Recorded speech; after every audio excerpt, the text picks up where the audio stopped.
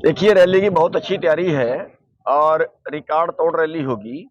इसमें सभी किसान, मजदूर, बेरोजगार, रेहड़ी फड़ी वाले वो भी यहाँ पे सब जो है इस रैली में शामिल होंगे।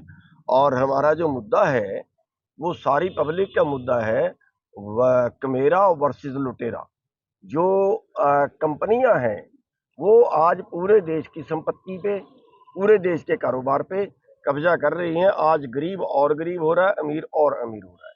और उसका रिकॉर्ड ये है कि आज 9 लोग इतने अमीर हो गए हैं कि उनके पास 50 करोड़ लोगों के बराबर प्रॉपर्टी है। आज बेरोजगारी इस कदर है कि हरियाणा तो सबसे टॉपर ही है बेरोजगारी में, कि 38 बेरोजगारों को रोजाना अपनी जान गंवानी पड़ती है, सुसाइड करना पड़ता है, खर्चा नहीं चल पाता, गुजारा नहीं चल पाता। और अपना देश छोड़ के, जिसको हमारे शहीदों ने जान पे खेल के आजाद कराया था, फांसियों पे चढ़ के आजाद कराया था, उस भारत महान को छोड़ के विदेशों में जा रहे हैं और डोंकियों के माध्यम से जा रहे हैं, जान खतरे पे रख के जा रहे हैं, अपनी प्रॉपर्टी बेच के जा रहे हैं।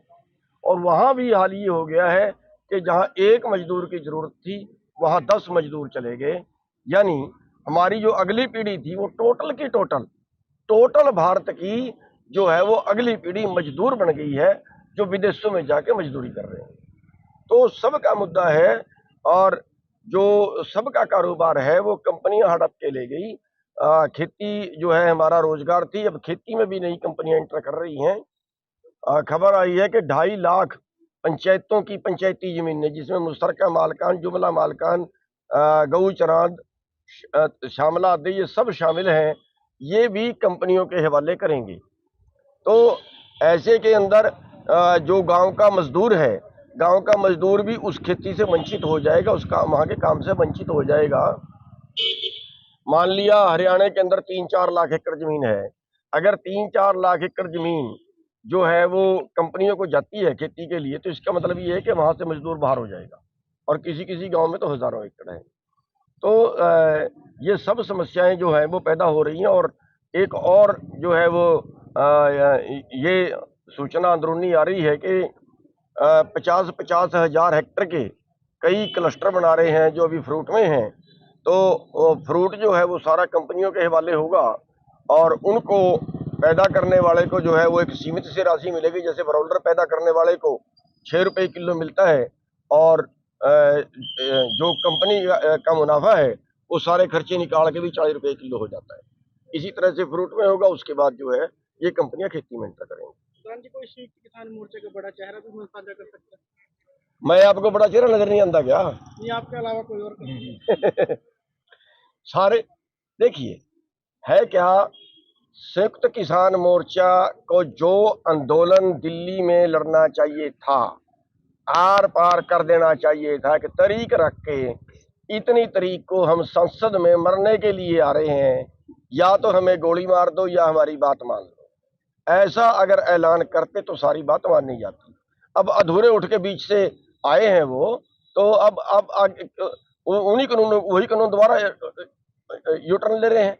क्या फायदा हुआ इतना बड़ा आंदोलन लड़ने का जब सारी दुनिया साथ खड़ी है, सारा देश साथ खड़ा है, पैसे की कमी नहीं, बंदों की कमी नहीं, उसके बाद भी हम गोबरी करें लड़ते हुए, तो फिर क्या क्या कैसे हल होगा?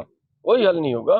तो इसलिए जो है वो कड़ा फैसला भी लेंगे इस रैली के बाद जो है। देखिए, रैली का हमारा जो मकसद है ना, वो है कि एक तो जो आने वाला चुनाव है उसमें सारी पार्टियां ये कंपटीशन करें कि हम किसान के लिए ये करेंगे, मजदूर के लिए ये करेंगे, हम ज्यादा देंगे, दूसरी कहे हम ज्यादा देंगे, वो कंपटीशन हो। क्योंकि हर आंदोलन चुनाव में जातिवाद मुद्दा होता है, धर्मवाद मुद्दा होता है, जबकि यहाँ तो जो मुद्दा है वो आर्थिक मुद्दा होना चाहिए। गरीब और गरीब क्यों है, अमीर और अमीर क्यों है, सारे कारोबार जो है वो कंपनियां क्यों हड़प रही हैं, सारा देश की संपत्ति कंपनियां क्यों हड़प रही हैं, सारे देश के बैंक जो है उन्होंने क्यों बर्बाद कर दिए। तो ये मुद्दे उसमें होने चाहिए। हरियाणा के अलावा और भी कहीं से लोग आएंगे? हाँ, पंजाब से आएंगे, उत्तर प्रदेश से आएंगे, हिमाचल से, उत्तराखंड से आएंगे, तो कई प्रदेशों के, यानी उत्तरी भारत की रैली है। आप सबके माध्यम से, आप चैनलों के माध्यम से मैं सब किसानों से, मजदूरों से, बेरोजगारों से, शहर वालों से भी ये बेनती करना चाहूंगा कि 23 तारीख को सब अपने काम एक दिन के लिए छोड़ दें, एक दिन के लिए उस देश की सेवा करें जिस देश को हमारे नेता जो है वो बर्बाद कर रहे हैं। तो 23 तारीख को सभी अपना काम छोड़ के, मेरी हाथ जोड़ के प्रार्थना है, 23 नवंबर को 10 बजे पिपली अनाज मंडी में ज्यादा से ज्यादा पहुंचे।